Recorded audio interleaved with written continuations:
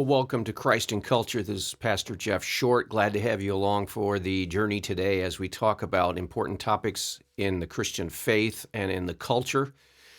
And we like to discuss what's happening in the culture and apply our Christian faith to the cultural issues of the day. Well, today we're going to be continuing to talk about this spiritual battle, the spiritual warfare. I was talking on previous episodes about Ephesians 6, where it says, we wrestle not against flesh and blood, but against principalities and powers and spiritual forces. This is not a flesh and blood battle that we're dealing with in our culture today. We are dealing with a real live threat, and it seems to be coming from all areas of society. We have a news media that likes to lie to us and likes to twist and distort and censor out voices of truth while it promotes and plugs and pushes its own agenda.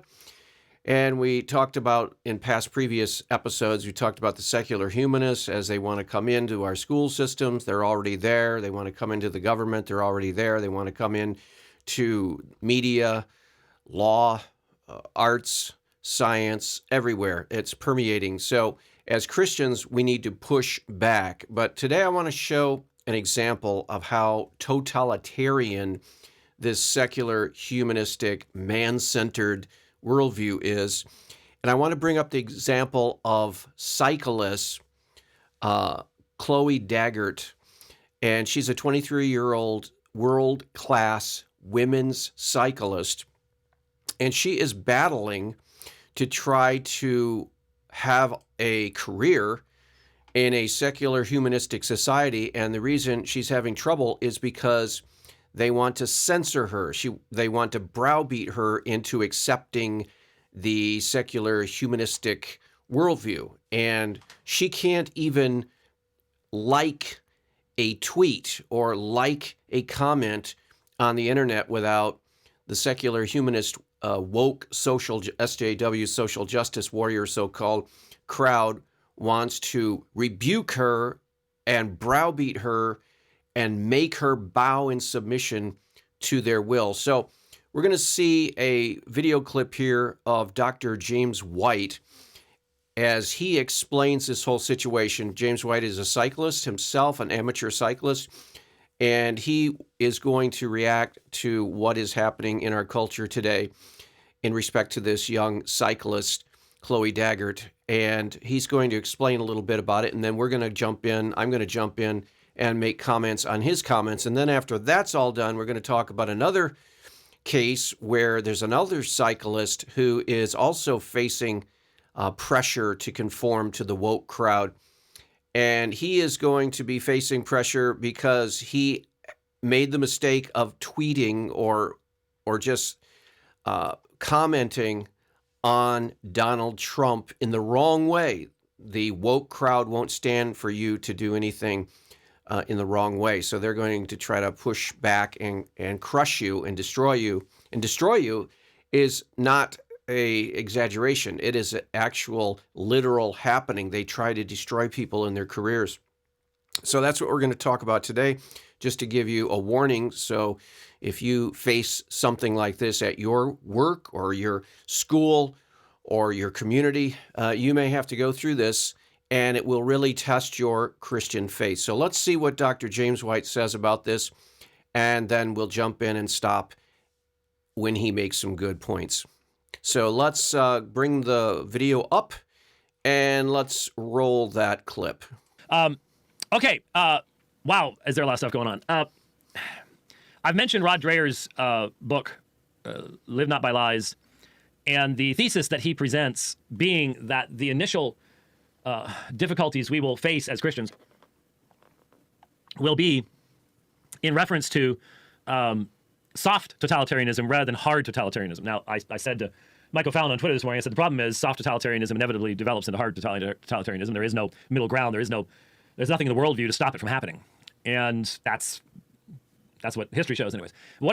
So let me jump in here real quick. Rod Dreher has written a new book called Live Not by Lies, and it's a book written from a Christian perspective that is warning Christians that they need to stand up for Christian truth. They need to not submit to the totalitarian, secular, humanistic, liberal Democrats who are trying to force speech on the citizens. We saw this in Canada with Jordan Peterson. They were decreeing that everyone must use the gender pronouns that anyone else mandates for them. So if someone is like Jordan Peterson is a professor in a classroom, if a boy comes up to him and says, my pronouns are she, her, and herself, and I want you to use those, Jordan Peterson says, no, you can't command or compel me or demand that I use pronouns that are incorrect. And so he pushed back on that, and it got him into a lot of trouble. But this is the way the secular humanist totalitarians want to take society. They want to pressure people into submission. And Rod Dreher is saying we need to resist that, and we need to live by truth and not live by lies. So that's what James White is referring to. It's soft totalitarianism. What a great example, man. This is it. As you know, I'm a cyclist. I follow cycling. I enjoy all of that. And hence, I know who Chloe Dygert is. Chloe Dygert is a great American cyclist, a female cyclist.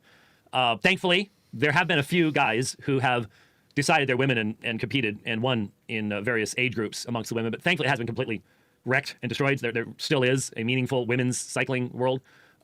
Okay, that's a reference to this, again, a transgender situation where some dude, some guy, wants to run in the women's cyclist competition, and so he simply declares himself to be female, and the officials and the league and all of the organizations just bow down to his declaration and put him in the cycling competition with the other competitors who are all women except him. And he, of course, wins and takes home the medals.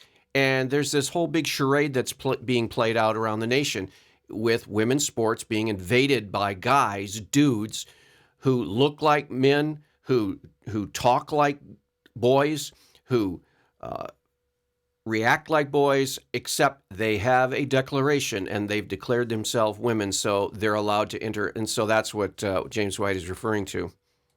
Which could end because the UCI, the governing body, they're all woke, and so they're more than happy to let guys pretend they're gals and that kind of stuff. But Chloe Dygert is a great time trialist and just a great cyclist. Rafa wholeheartedly condemns Chloe Dygert's social media conduct. Now, Rafa is a cycling clothing manufacturer, and I don't think that currently I own any of their material. I do have a Rafa kit in Zwift, which is the online thing, which I will never wear again. If I could delete it out of the available things I have, I would. It was something you had to earn during a ride. But anyway, but I also recognize that pretty much all the other clothing manufacturers would do the same thing. So yeah, I'm pointing out that Rafa is engaged in bullying, but everybody else would do the same thing. Cycling gear. That's the reality of every other clothing manufacturer. If I got rid of all of them that would persecute me, I wouldn't be able to ride, at least not clothed. Rafa released a statement to its customers Friday announcing that it wholeheartedly condemns Chloe Dygert's recent social media misconduct and called her subsequent public apology insufficient. Dygert, who signed here's the thing. Dygert, who signed a 4-year contract with Rafa-sponsored Canyon SRAM. Canyon SRAM's a major racing team. Canyon and SRAM. Canyon is a bicycle manufacturer. SRAM is a component manufacturer. Publicly apologized for her misconduct on social media and voiced her commitment. Okay, so they forced her. Here it is. Voiced her commitment to diversity and equality. So in other words, she had to confess publicly. She had to offer the incense upon the altar and say Caesar is Lord. That's. And if she hadn't confessed and, quote, apologized for her thought crimes, she would have ended her career. These people are so unhinged. These people, these secular, humanist, far-left Democrats are so unhinged that they're willing to destroy people's career. This girl is only 23 years old, and these organizations around women's sports, we have to come back to that, women's sports are some of the most totalitarian, secular, humanistic, liberal, democratic, anti-free speech organizations in all of the world. Women's sports, there's so many lesbians and LGBTQ representatives in women's sports, it's almost impossible to even exaggerate this. It's the same way with the Girl Scouts. The Girl Scouts have gone totally LGBTQ friendly, woke, so-called SJW. And this is just another example of totalitarian, forced compliance, George Orwell, 1984, thought control. And it's scary because it's actually happening here and now today. So she had to do. That's what this is, because there's certain meaning to diversity, which means non-diversity. Okay, this is 1984. They don't mean diversity because they're telling her she can't believe what she believes. She can't believe what she was taught. So that's not. So they're not diverse. They're exclusive. But you have to call it diversity. So you have to lie and call what is non-diverse diverse. And equality, same thing. They don't believe in equality. There's no equality for her. The apology was made in early November on Instagram. Yeah, that's great. Neither rider or team made specific reference to social media activity that was deemed inappropriate. However, the incident, ready for this, appears to have stemmed from posts on Twitter that Dygert liked. Liked, not posted, not retweeted, simply hit the little heart thing. Liked, including, ready, a transphobic tweet from U.S. President Donald Trump. We are writing to you today to clarify our position on the actions of Canyon SRAM racing rider Chloe Dygert, who back in June endorsed racist and transphobic views on social media. They're saying that she endorsed these terrible crimes, transphobic and racist opinions. And all she did was like a comment that someone else made about some topic.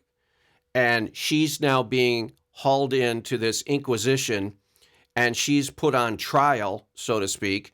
And she's basically given the ultimatum: you either apologize and grovel and bow to the social justice warrior crowd, or we're going to cut you loose and we're going to kick you off the team. We're going to cancel your clothing endorsement contract, and you're going to be out on the streets with nothing, and your career is over. You're going to be finished in this town, you might say, like they used to say in Hollywood. You're finished in this town. They're going to threaten her, hold this over her head at age 23. So if they blacklist her from cycling, she's done for the rest of her life in cycling. So she gave in to the pressure. She bowed to the crowd.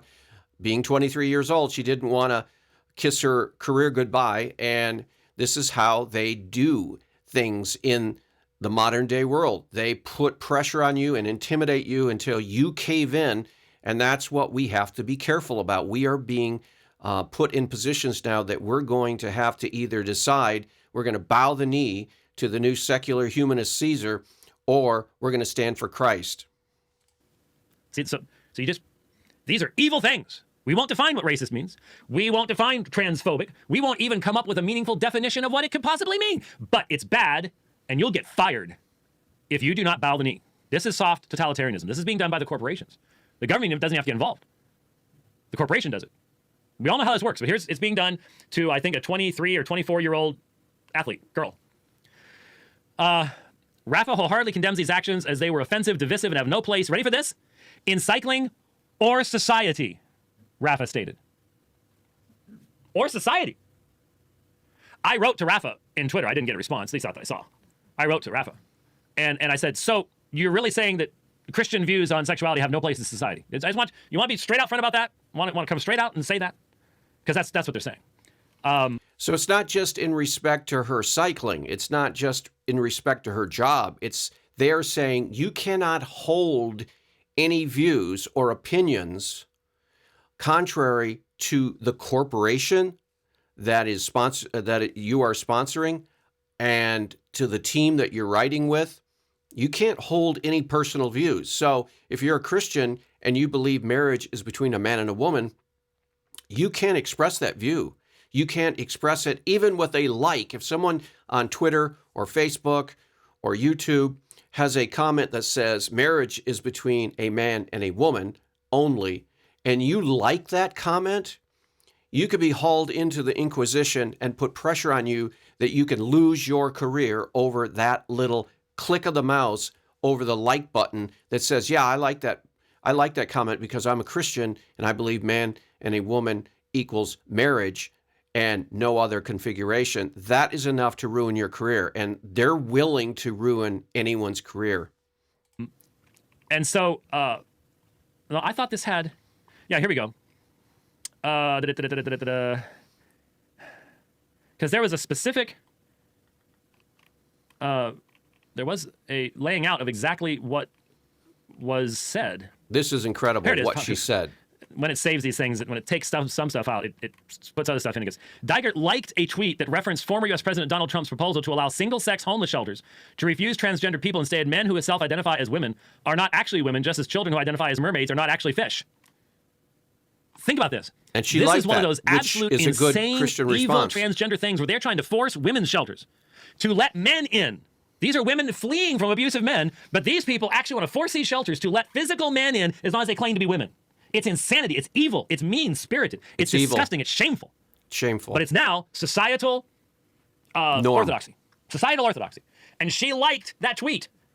And now they have to put her in basically... She objected to that whole ridiculous concept of allowing men into a women's shelter. And this comment was they shouldn't be allowing men into women's shelter. And she liked that, which is very common sense. It's a wise opinion that she holds. She liked that, but that got her into trouble because the social justice warriors went crazy. In brainwashing training. How dare you? You can't be a cyclist if you think like that. This is why we call it totalitarianism, because it involves what you think. Mm-hmm. They want to control what you think and how you think. Thought police. And some of you are sitting there saying, but that's impossible. They'll never be able to do it. Why do you think they want you to roll your sleeve up so readily and Vaccines. trust them implicitly as to what's in that little syringe going in your arm? Forced vaccinations. You think it's always just going to be some genetically modified thing that we don't know what'll do? Maybe there might be some other stuff in there that will impact how you think. Maybe take off some of the highs and the lows. Make you a little bit easier to control. Ever thought about that? Why do you think this is happening so quickly? Scary. In the middle of panic. Oh, that's conspiracy. You try answering those questions. Don't just dodge them. These people want to force you to think in a certain way. You've raised your microphone. Thought Do you know police. Chloe Dygert? You don't know Chloe Dygert. I don't, but I do find it interesting that basically the scenario that they set out is that if the abusive husband, abusive man in the relationship puts a dress on, he can go and check into the same facility and continue his... There's nowhere for her to go. There's nowhere for her to hide. Since we had... It's an anti-woman movement. It's an anti-woman movement all along. Since we had Thanksgiving recently, the conversations that take place at Thanksgiving dinner and afterwards, a conversation that I had with someone in my family, the appeal to reasonableness and that there are reasonable liberals out there who won't let this happen. So back to your... this will never happen. Where? And I told him, I said, I appreciate that, but what you need to understand is we have passed the point of ideology here. There's no longer a debate of liberal social order and conservative social order. We are now talking about the one simple question of whether or not there is freedom or there is not freedom. It's really that simple. And my concern for him, and I think I got through, was whether or not you will continue to enjoy the freedoms that I've known in my lifetime, that my parents and my grandparents have known in their lifetimes. Because the people these reasonable people that you're referring to and appealing to, the problem is, like on my side, the reasonable people are rolling over and playing dead. And the same is happening over there. They're where the afraid. ones with the big mouths and the totalitarian point of view, they're the ones in control. They are. And the reasonable people are trying to reason with unreasonable people. And they think that somehow they can work their way through this, and they're going to work their way right into a concentration camp is what they're going to do. Yep. Well, not only did she get in trouble for that, but in addition, screenshots posted by one Twitter user obviously was just looking to get her in trouble. One Twitter user appeared to show Dygert liked a post stating white privilege doesn't exist. So what's the dogma? White privilege. Dogma. Can't be questioned. You'll be fired if you question it.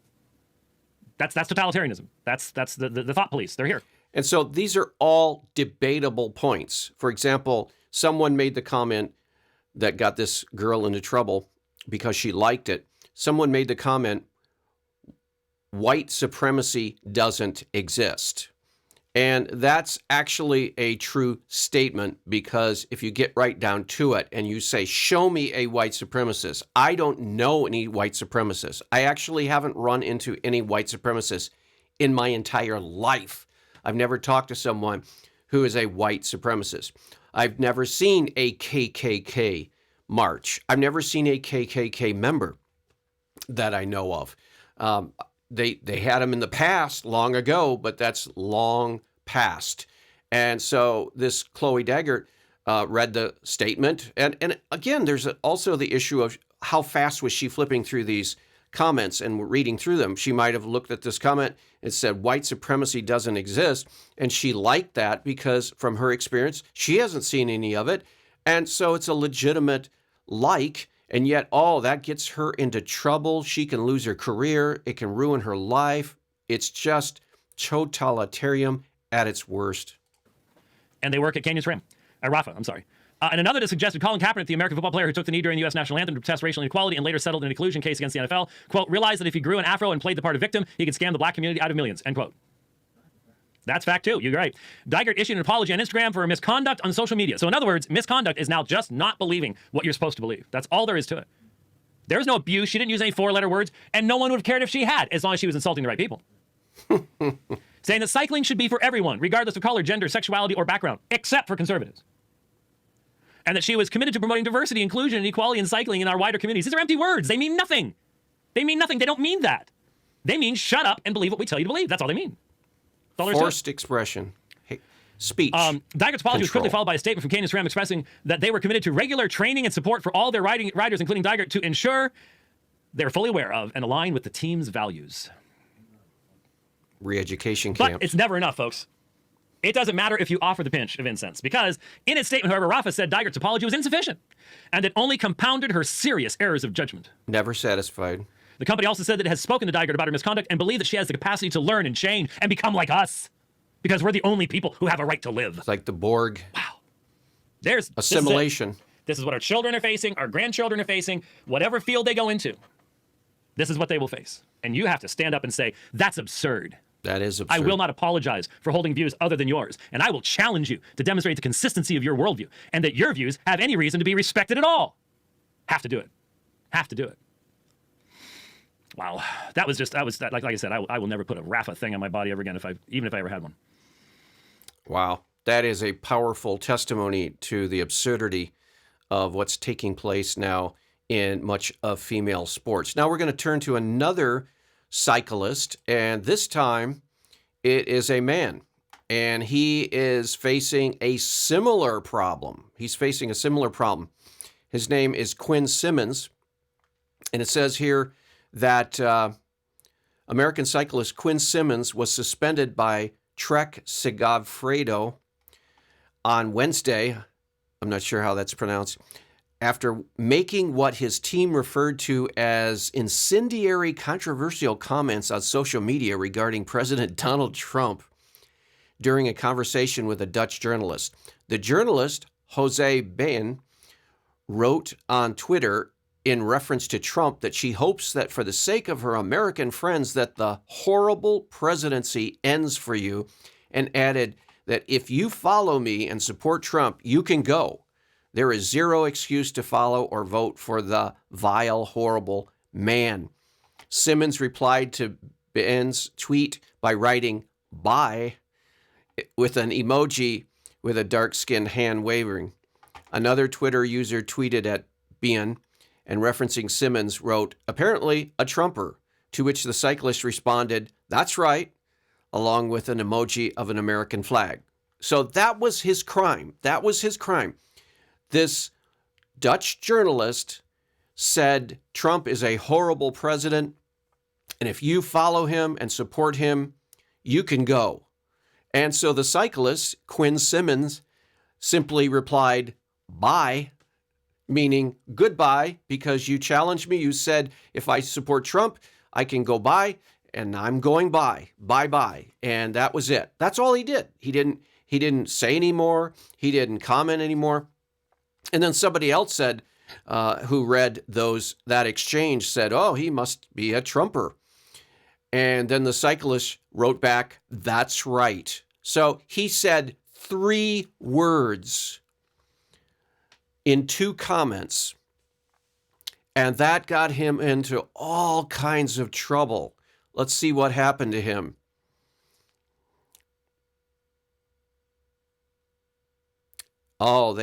After the exchange, Trek Segafredo released a statement explaining that Simmons, who is in his first year with the team, is suspended indefinitely. Suspended indefinitely. Can you believe that?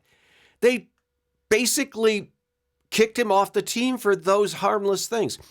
And this is their statement. Trek Segafredo, whatever that is an organization that values inclusivity and supports a more diverse and equitable support for all athletes. While we support the right to free speech, no, you don't. We will hold people accountable for their words. In other words, we will blackmail them, ruin them, personal assassination. Regretfully, team writer Quinn Simmons made statements online that we feel are divisive. 3 words: incendiary and detrimental to the team, professional cycling, its fans, and the positive future we hope to help create for the sport. His 3 words were so terrible for the whole sport. In response, he will not be racing for Trek Segafredo until further notice. The team and its partners will work together to determine how we will move forward and keep fans and public informed as to the decisions made in this matter. Can you believe that? Can you believe that? That they would make such a big deal. In addition, Trek Segafredo team manager Luca Garcialeno stated that Simmons' 2020 season is likely over for simply commenting about a tweet about Donald Trump. In addition, as of today, the rider is suspended and we are deciding on the length and suspension, but we can't deny that we have 5 races left this season. The probability that he will race again this year is remote. Bean ended up deleting her Twitter account following the exchange, according to Associated Press. Prior to deleting her account, Bain wrote that she felt horrible about the situation and terrible for Simmons to miss his beloved classics. To suspend him would never be my choice. So he was basically, his career was basically put on hold because he happened to say goodbye to someone who really was speaking hate speech. If you call the President of the United States, horrible presidency ends with you. And if you say this, if you follow me and support Trump, you can go, and someone says goodbye, then should their career need to be ruined? No, that is totally irrational. But we're seeing this happening more and more in sports. We saw it happening, for example, with the Black Lives Matter riots in respect to the NBA and the NFL and Major League Baseball. They all jumped on that social justice bandwagon, and they were all afraid to say anything contrary to the leftist, radical, democratic, secular, humanistic party line because they were afraid. They didn't want their career to come to an end. So we're seeing all kinds of this kind of irrational behavior on the part of, unfortunately, a lot of sports. And we just have to ask ourselves, where is this going to go? Where is this going to go? Well, I can tell you it's going to end up bad because it's bad for everyone. It's bad for the cyclists. It's bad for all of sports. It's bad for society when you can't express your views, your legitimate views. If you like President Donald Trump, you should be able to say, I support him. I like his policies, and not be afraid that you'll lose your job, your career, and your livelihood. You shouldn't have to fear that you will be blackmailed into bowing the knee to the social justice warrior camp. And that's what people are being done today. They're being blackmailed into all kinds of evil things. Well, I hope that's been a helpful commentary. Need to pray about that. Be ready for that if it happens at your work. And we'll see you back next week on another edition of Christ in Culture. God bless.